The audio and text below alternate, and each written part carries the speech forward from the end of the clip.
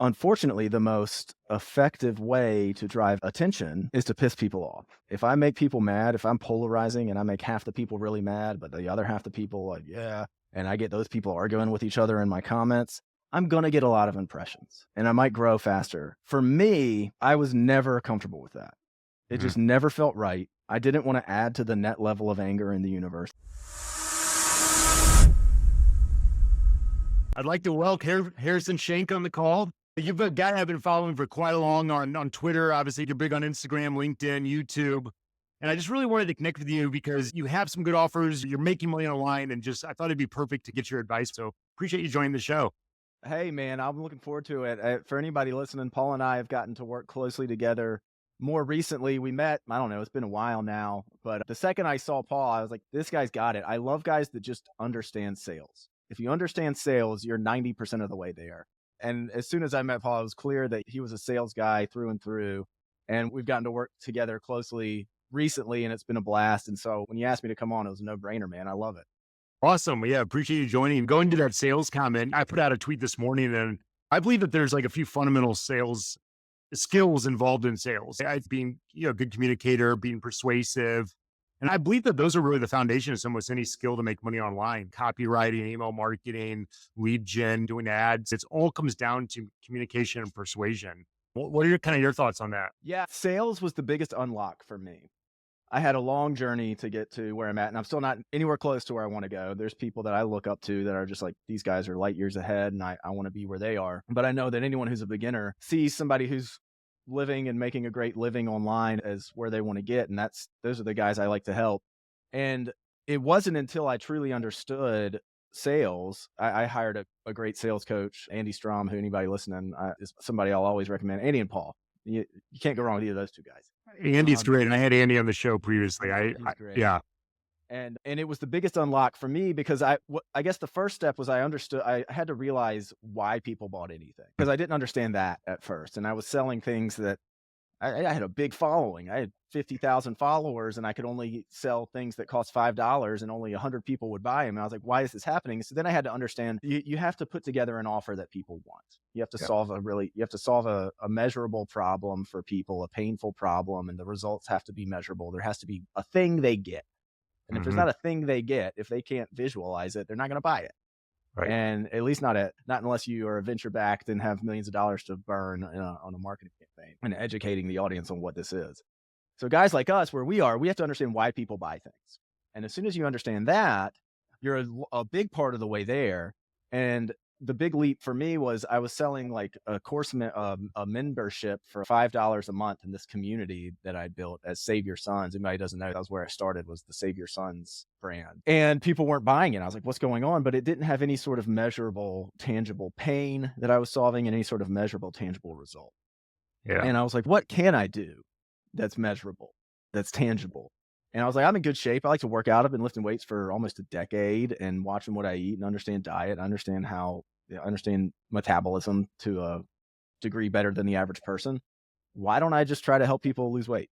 Help dads. I want to help dads be healthier. That's in line with my mission. And I started doing that online, and I was selling that for $2,000-$3,000 a package as a coaching offer. And as soon as I did that, I realized, wait, people are more interested in talking about this thing with me that costs thousands of dollars than they're interested in talking about my community that costs $5.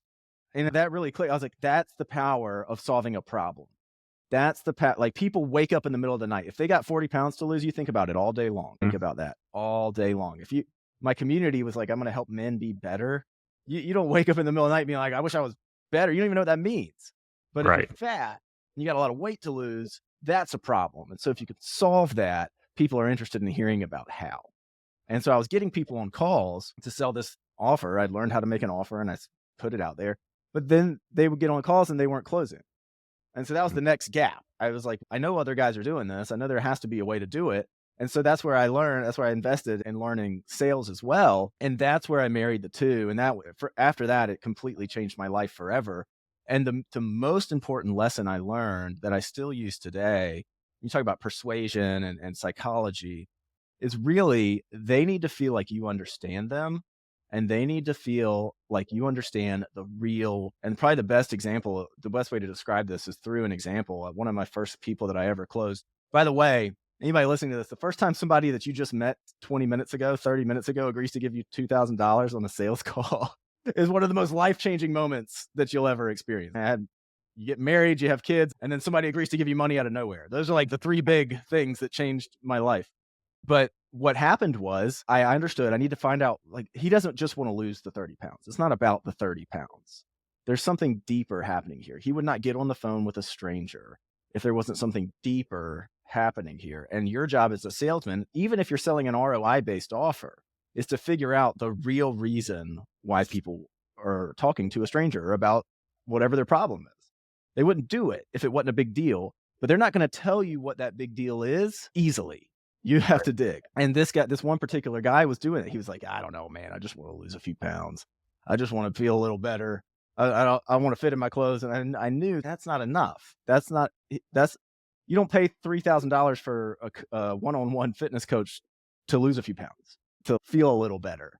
So I kept digging. It turned out after I had to ask the question 5, 6, 7 times, he finally opens up to me and he says, the truth is, I actually just before this was at my oncologist and I have cancer.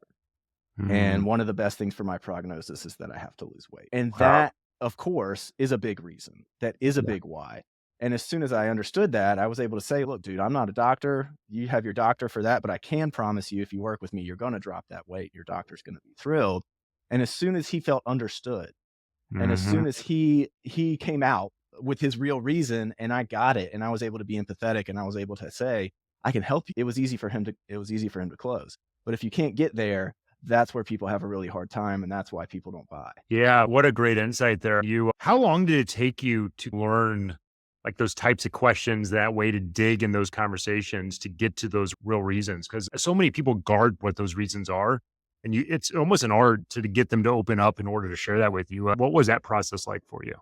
Yeah, I think being a great salesman is something that you're never finished. I think most things you're just never finished. There's always that you can always get better. But I think 80%, I'm big on 80/20. So I think I got like 80% of the way there pretty quickly.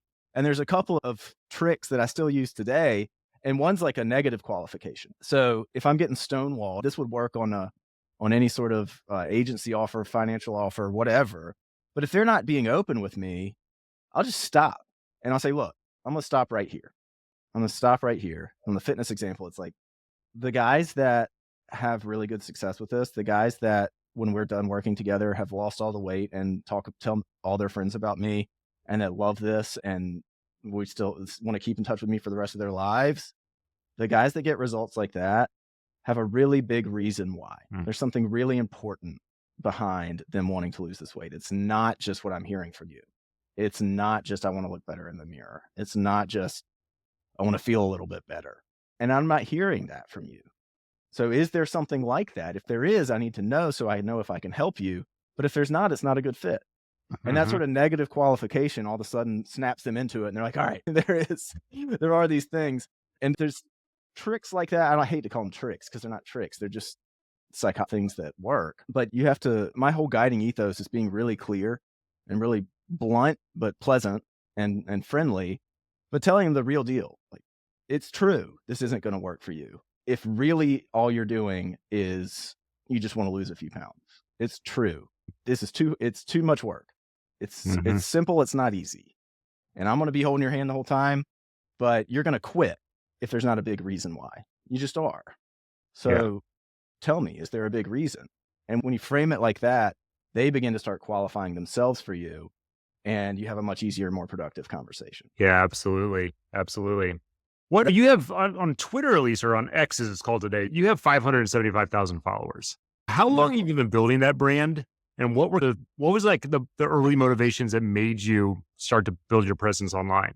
I started in 2020. Okay. August of 2020. It was like 4 months after our son was born, and our first son, our oldest. And that was really the motivation. It was, I was working for a company. I liked my company. It was nothing like I had to leave my 9 to 5 as soon as possible. It wasn't like that. But I also had this like fiercely independent streak where I didn't want to be at a big company. Our company was small, still in startup mode. But I knew like huge companies were never going to be a good fit for me. I didn't like a ton of rules. I didn't like being accountable to a ton of people. I didn't like anyone being able to tell me what to do. And so I knew that like somewhere there has to be like something I can just be a small, nimble team of one, team of less than five is where ideal for me. And then I also knew that I wanted to write about this big change in my life of becoming a dad. Mm, And I had no idea how it was going to become a business. That was a years long journey to even get to where I was making enough money to leave my job. But it was me. I think anyone who becomes a dad, if they're going to be a good dad, has this feeling of I have to do something. It's time to right. get going. I want to show my kids what it's like. I want to give them an example of how a man lives. Hmm. And really, that's what I wrote about. At first, it was like I had this tumultuous period in my early 20s that taught me a lot about responsibility and about taking responsibility for my own actions and the outcomes that come from those actions. And I wanted other young men to benefit from that. I didn't want other young men to go through that as much of that difficult period as I did. And I certainly didn't want my boys to go through it. And that Yeah. was the genesis. It was like, maybe I can write about this stuff. Maybe people will like it. And somewhere along the way, I'll figure out how to make money. And that's basically what happened. I just never quit, and it's changed a lot and twisted and turned a ton, and it still does every day. But if you keep showing up and you're smart and you have this mentality that I'm going to learn every day, I'm going to learn something new, and I'm never finished learning, and you Hmm. never ever stop, then it's pretty inevitable that you figure it out. Yeah. Yeah, absolutely. You've shared a little bit about it, but I want to dive a little bit deeper on it. You talked about having the $5 membership and then moving to the 2 to 3K offer and all that. What were like kind of like the pivotal moments or decisions that allowed you to go from just building this presence online and documenting to actually like this could be a business? At first, it was like I was just getting embarrassed. Mhm. Because I was like, when I had 50,000 followers on Twitter, I was making $1,000 a month or something, Okay. and it was embarrassing. It was like, "What? There's guys with 1,000 followers making 20,000. What am I doing Right. wrong?" And so it was more just like shaming myself than anything. Like, I better learn some stuff. Like, I clearly am not as smart as I think I am. I clearly don't know as much as I think I do. And that began the journey. Yeah. And every day is a continuation of that journey. Every day I have a lot to offer. I have a lot to teach. There's a lot I still want to get better at. There's a lot I still want to learn. And that's just never going to stop. It's just going to go. That's just going to be the rest of my life. And I Yeah. can't wait because I understand that everything I learn and implement and have success with is something that I can then go on and teach. And that happens to be, I think, my greatest skill is communicating difficult ideas and making them simple and helping people understand why they're important and how to execute on them. So that's a really powerful thing. If I have this knowledge that I know works and I can communicate it better than 99% of people, there's a marriage in there for what I basically do now for the most part. And it's just going to continue to compound and become more and more powerful the better I get. And so Right. everything I do is I want to get better. I have to get better at this. I have to continue to get better at this. I have to master it as close to mastery as I possibly can. And the closer I get to that mastery, there's a direct correlation with the amount of value I can create, which helps clients and customers, but also helps me and my family. Yeah. Yeah. It's so key. Obviously, like the landscape's always changing. The algorithm updates. There's some offers that do really well, then the landscape changes and those offers don't sell anymore. What processes or do you have, or how do you stay in touch with kind of like the changing landscape to able to stay relevant and stay making money and to keep learning and following the trends, but also staying true to like the things that you believe in? Yeah, I think I'm always like one thing I'm pretty set in. I'm always open to learning. I'm always open to changing my methods and tactics and strategies. But I know who I want to help. I know I like beginners, but I don't like 18-year-olds. I wouldn't have wanted to coach me as an 18-year-old or teach me as an 18-year-old. So it's and dads, I believe if dads take more control over their income and become more autonomous in their earning abilities, that's good. That's a net benefit Mhm. for society. And so that makes it pretty clear. Like I want to help dads. I want to teach them what I know, and I want to help them get results. Yeah. And so that's where I don't see myself venturing too far from that, at least not in the near term. And then there's also a few things that just never really change. It's Yeah. like the way I think about content has changed, the purpose of content has changed, and the way I think about it now is it completely exists. The only reason content exists is to establish yourself as a real person, to establish yourself as a presence who also has competence. The purpose of content is to prove that you're good, to prove that you know what you're talking about. And it's like anyone who like say you're doing cold outreach. I don't do a lot of cold outreach. There's a lot of people way more qualified to talk about cold outreach than me, but I've done enough of it. And you're doing cold outreach, somebody's to people who don't know who you are. What's the very first thing they're going to do? If they're at all interested in your offer, the very first thing they're going to do is Google you. And what's the very first thing that's going to come up is whatever content you've posted under your name. And that serves as the initial screen for, do people trust that you're competent enough to deliver what you say you're going to deliver? Are you even worth their precious time to speak to? And if you Mhm. don't have that, if you don't have that body of proof, then somebody else is cold emailing them who does. And they're going to go with that person. And so that never changes. Another thing that never changes is people want to see proof in the form of testimonials or case studies. So everyone that has a good result, a good outcome with me, which is most people, hopefully everyone, I want them to talk about it. And they can talk about it in all sorts of different formats, but that's valuable to me because the more of that I collect and the more of that I stack up, when people Google me and they're like, should I trust this guy? Is this guy just another internet nobody? I want Right. it to be very plain that I've gotten this result for lots of people before. The other thing that never changes is risk reversals. So you can't just show up and say, give me 5,000 and we'll try to get you there, but you're screwed if you don't. Like that, unless you're like 10 million follower, Tony Robbins level famous, Simon Sinek level famous, like you need to make the prospect feel comfortable with the risk. And you need to put some of that risk on yourself. Mhm. And if you can't do that, then it's going to be really difficult for people to say yes. And the other thing that really never changes is you have to solve a specific problem. You Mhm. have to be really clear about the problem that you're solving. If you can find a specific problem that you're better at solving than 90% of the other people who are doing it, you've got a business. And then Yeah. you can take the risk off of that prospect when they sign up to make them feel really comfortable that they're not going to lose their shirt with you and you're not going to run off with their money. You've got a really good business. And then if you can couple that with all this body of proof in the form of content and case studies and testimonials that you know what you're doing, you've got a killer business. You never have to worry about money ever again. And that stuff never changes. Now, the Mhm. way people consume the content and the way the places people consume content, that does change. And so that's what I'm always looking like. That's why YouTube, this will be on YouTube, right? Yeah. YouTube's huge. And I slept on it for way too long. No longer, never again. But you have to also be paying attention. And I think Yeah. that's anyone who's starting out, any true beginner I work with, the very first thing I tell them to do is go find me examples of people you want to be like. Send me Mhm. 10.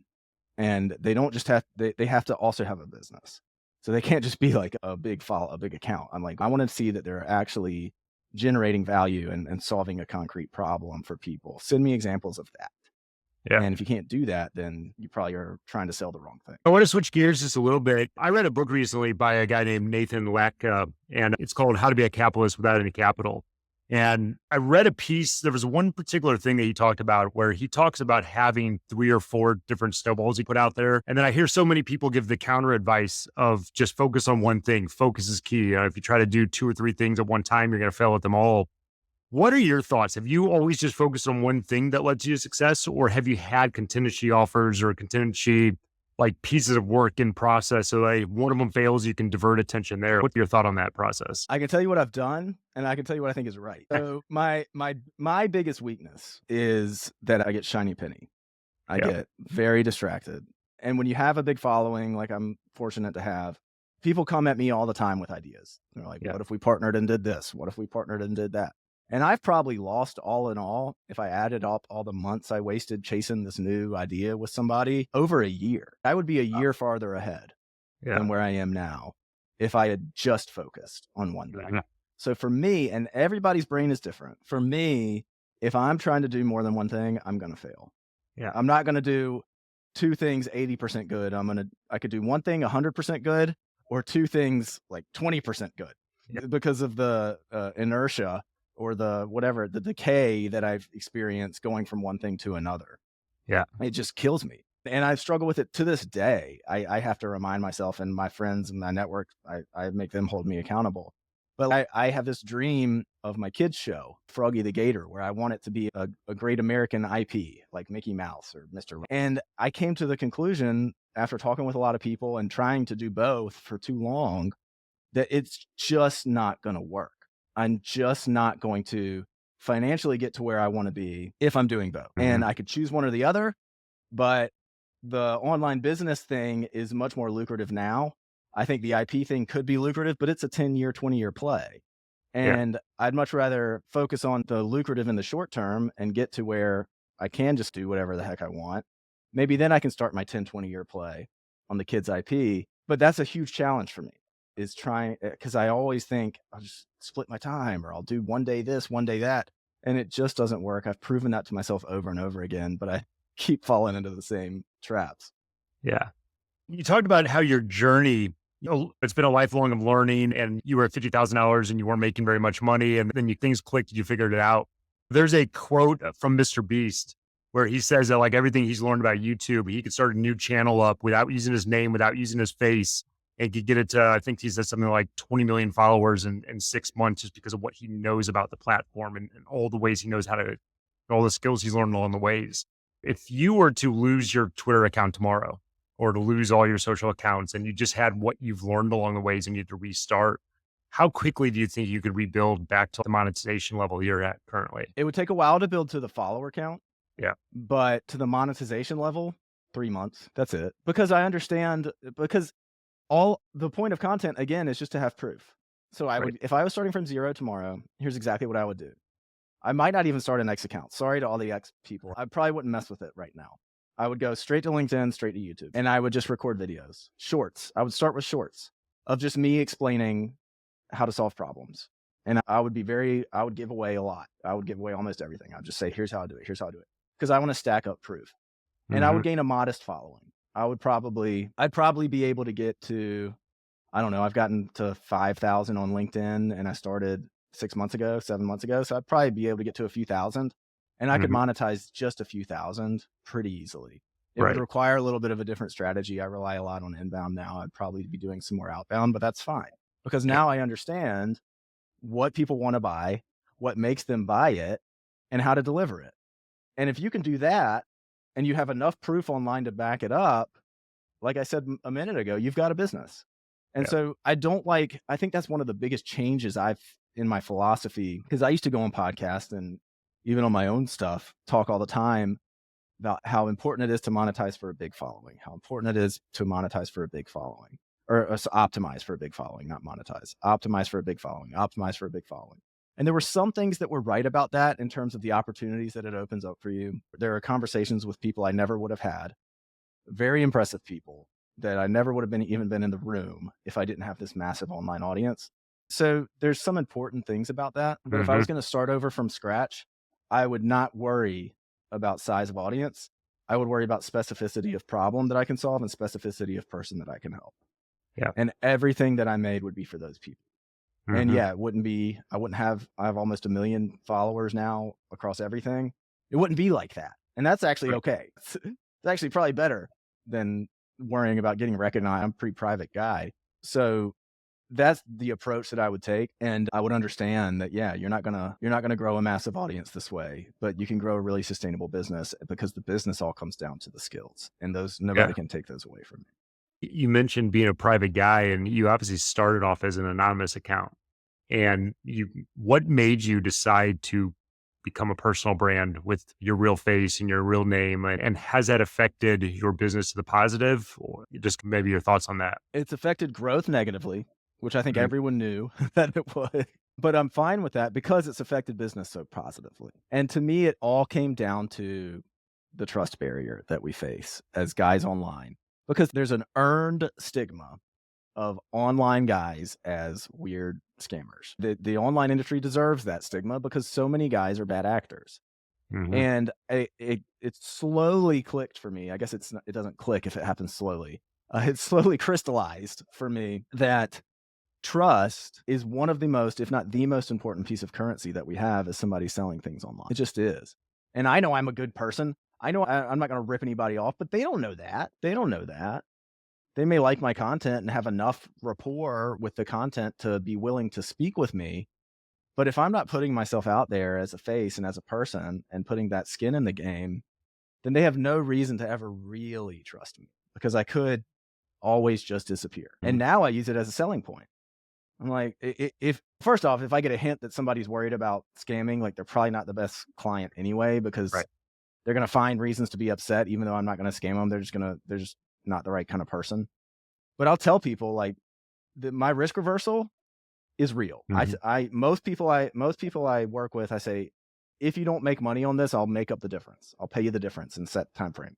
And I promise that, and you can trust that because look how freaking public I am. Do Mhm. you realize how ruined I would be if one person came out with put my picture on a tweet and was like, "This guy stole my money." I would be screwed. It would be Yeah. over. And I'm Right. never gonna risk that. No amount of money is worth that reputation to me as somebody who does what I say I'm gonna do. That's something I've earned, and I'm not gonna risk that. And people get it. They're like, "Yeah, that's actually true." It is freaking true. Now I'm out there. Anyone who wants to know, anyone who wants to work hard enough can find out where I live. They can find out all kinds of things about me. And so I'm not going to risk doing anything even borderline because it would destroy that goodwill. And that argument wouldn't work with people if I was still hiding. There's lots of reasons people are anonymous. But the default perception of a casual internet user is that you're hiding. And it took me a long time to admit that to myself. And as soon as I was comfortable admitting that to myself, I knew I had to stop. I knew I was like, I've always said, I'll do what the business needs. I'll do what the business needs. And 6, 7 months ago, when I put my face up there for the first time, that was what the business needed. And Yeah. I was right. And it's still what the business needs. And at this point, it's very comfortable. Yeah. Good. What kind of mistakes do you see newcomers to the social media scene make? And like, what kind of advice would you give them as far as like how they could fix that? Obviously.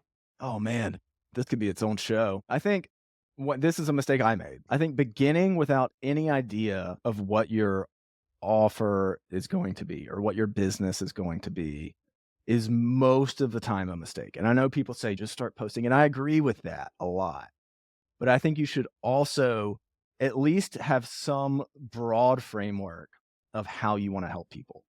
Yeah. Because if you can't help people, what you're going to get stuck with is this: you might be really successful in growing an audience, but the only skill you've developed is growing an audience, which is a Right. monetizable skill. People have paid me to help them do that, and that's fine. Then you run the risk of kind of perpetuating that cycle. What are they going to do with their big audience? Do they know what they're going to do with it? And then there's just more people who all they know how to do is build an audience. That's not valuable if it's not helping people in the real world get real Mhm. results. And so anyone who's starting out, a lot of beginners still come to me and I'll tell them, like, what do you want to do? What's your dream vision? And if it's really vague, and they're like, so many guys, dude, so many guys are like, I just want to help, like, because of my dads. Like, I just want to make better dads. I want to help men like be better. And I tell them that's really tough. That's a really tough business because people can't measure better. Right. They can measure more sex with their wife. They can measure beating an addiction. They can measure getting a new job. They can measure making more money. They can measure losing weight. You can help them do all those things. Any of those things work. But if you don't have one of our guys incubator, who you're in there with me, Paul, he was struggling with the same thing. And we settled. We were like, dude, what if you help dads stop losing their temper at their kids? Because that's a measurable thing. If you're yelling at your kids every day, you feel terrible about that. Most guys, you Yeah. should feel terrible. If you're flying off the handle all the time, losing your temper in front of your little kids, that's ridiculous. Yeah. And if you can solve that problem for guys, they can measure the result, and it's a concrete, narrow pain. And as soon as he started doing that, he sold it immediately. He sold multiple guys immediately. And so anyone brand new, I think that would probably be my best advice is, yes, just start. Yes, the future version, the version of you 2 years from now is coming no matter what. And that version of you will be better served if you start today versus if you wait 6 months. But the whole time, part of starting is understanding how you can help people. And the more measurable the way you help people, the more specific the pain you solve for people, the faster and the more efficiently you'll be able to, quote unquote, monetize. Yeah, that's so true. I have two final questions, just making sure we stay on track for time. But what's one piece of advice you see a lot of big creators give that you think is just totally messing up things for people trying to grow a business? What's something that you hear as common advice that you just completely disagree with? Oh, man. I guess this is just me, but I got into a trap of the reality is algorithms are optimized for attention. All Mhm. of them. More attention you can drive, the more impressions you'll get. And the more impressions you'll get, the more people who visit your profile, the more people who will follow you or subscribe to you or whatever. So they're all optimized for attention. Unfortunately, the most effective way to drive attention is to piss people off. That's just human nature.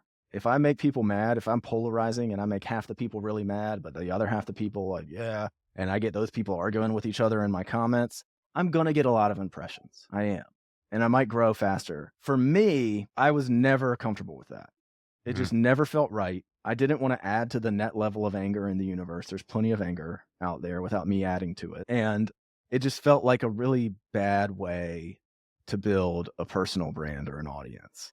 Mhm. Because what I believe is that you ultimately attract the audience you deserve. And if you are out here just we call it rage bait, just trying to make people mad so that you get engagement, so that you get new impressions, the people that follow you, that's why they're there. That's what they're there for.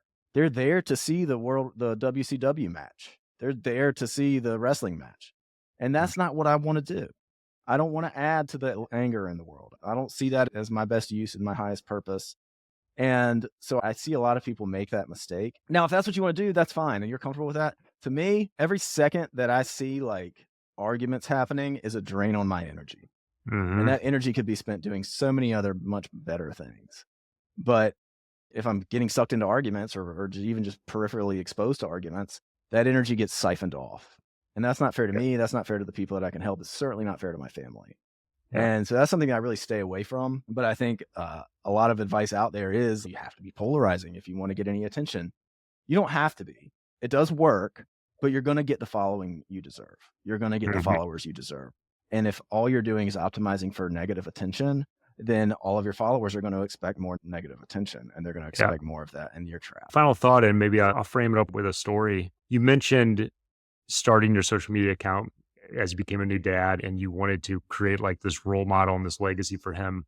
My great grandfather was in the depression era. And so when my grandfather was a kid, my great grandfather had a corporate job and all that. And then he foresaw the Great Depression happening. And so quit his job, he sold all their belongings and he bought a farm. And so my grandfather grew up on this farm where they were self-sustained. They had their own food. They all worked the farm and they were able to give food out to like their neighbors and stuff. Then I've seen this personally. My grandfather growing up in that environment, he became an entrepreneur. He became a salesperson. He became a CEO of a company. He rose really fast and he was able to give a lot to his kids. But then I look at his kids and they all slid backwards. They all went into that corporate job. They didn't rise as far. And there was a little bit of a backtrack. And I went personally onto that same path. I went into the corporate world. I got to that middle management level. And then it wasn't before marrying like an immigrant family. Like my in-laws both came over from Cuba. My wife's first generation. My father-in-law is a high school dropout. He was an entrepreneur. He retired at age 40. I got like a life lesson later in my life by seeing a different way. And then that's what kind of spurred me on this path that I'm on today. How is somebody now that's doing well and you're doing this to create a legacy, how do you think about making sure that there's not like a backtrack with your own children? And as you bring in good money and you're making good money, how do you make sure that they get that same work ethic and model the right way so that they don't like slide back into like the traps of society? Yeah, that's a great question and something that I think about all the time. And I'm certainly, my kids are young. Yeah. That's another time I try not to give the only parenting advice I give is for, like, stuff I've done. I'll never be like, "Here's how to raise your teenager." I don't fricking know. Don't wind up like I was. That I know that. But I think, first off, it's an interesting thought experiment in terms of the future of our society that we're in right now. Because I do think, like you were telling the story about your great-grandfather in the Depression era, I'm not saying we're heading for a depression, but I do believe that we're heading for a time where entrepreneurship is going to be almost a requirement for a much larger percentage of the population than it is. I think right now, 1-2% of the population is a business owner. Everyone else works for someone else. But you go back to 100 years ago, it was as high 30, 40, even 50%. People were Mhm. farmers. That was their business. They were entrepreneurs. Right. They ate what they killed. They had to sell what they created to feed themselves or grow it and eat it. And and I believe that with the future of technology, where we're headed is that's going to be much more common. I think more Mhm. and more people are going to be solving problems for people in exchange for money. It's not going to be like a barter economy, but it is going to be there's a million problems in the world. There's millions of people. Let's all find one we can solve that makes other people an ROI. And it doesn't have to be confined within this massive corporate structure. You don't have like there's always going to be big, huge companies, but I think the number of the number of solopreneurs are going to increase dramatically due to just a lot of jobs no longer existing and it has to become that way. So that's something I'm trying to prepare my kids for. And as they get older, it's something we're going to spend a lot of time talking about and doing Hmm. and exercising. And I want them to help with my business. I want them to run their own businesses. I want them to understand all the stuff that I didn't learn until I was in my 30s. I want them to learn it when they're in their teens. As far as making sure they have a work ethic and helping them understand the value of that, it sounds cliched because this is what everybody says, but I really believe it's example. I Hmm. really believe it's setting the and I'm the last guy who's gonna say, like, actions speak louder than words. Actions are the only thing that matters. Words matter too. Words matter a lot because actions without words leave way too much open to interpretation. So Hmm. we need both.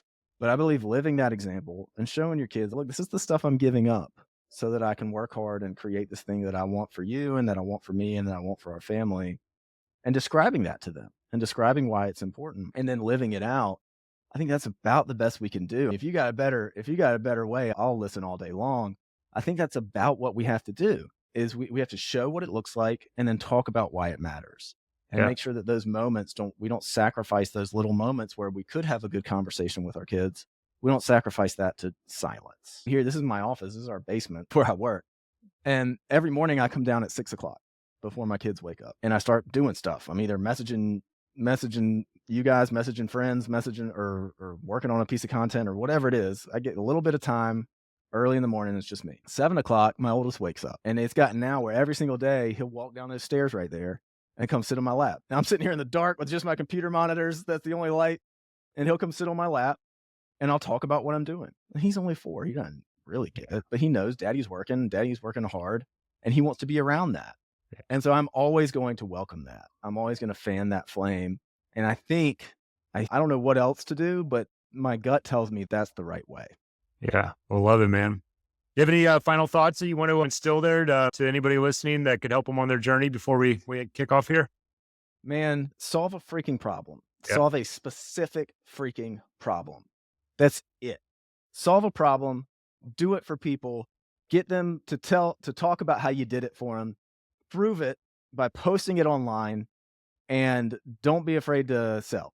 Most people don't get results because they don't sell enough. They're Yeah. like, "Well, I only made $5,000. Only made $5,000 last month." Okay, how many times did you announce that you do this? Once a week. Okay, do it every day and you'll make 7 times as much money. What's the problem? What are you doing? So don't be afraid to market yourself, promote yourself. That's what it is. And then the more results you get, it'll compound and flywheel as other people do your sales for you. And the Yeah. best salesmen in the world know that nothing sells like 1,000 testimonials. We could pay Mhm. $1 million for the best copywriter, stack that up against a website with nothing but 1,000 people talking about why Paul's the best salesman in the world. That website is going to convert better. Now, both will be really powerful, but if you had to choose, get people to talk about the problem you solve a really specific problem and talk Mhm. about it. Tell people that you Yeah. do it and have conversations. Love it, man. Appreciate you joining the show. And obviously we'll be talking because we're working together. Just appreciate you joining on and yeah, have a good one. Hey, thanks for having me, dude.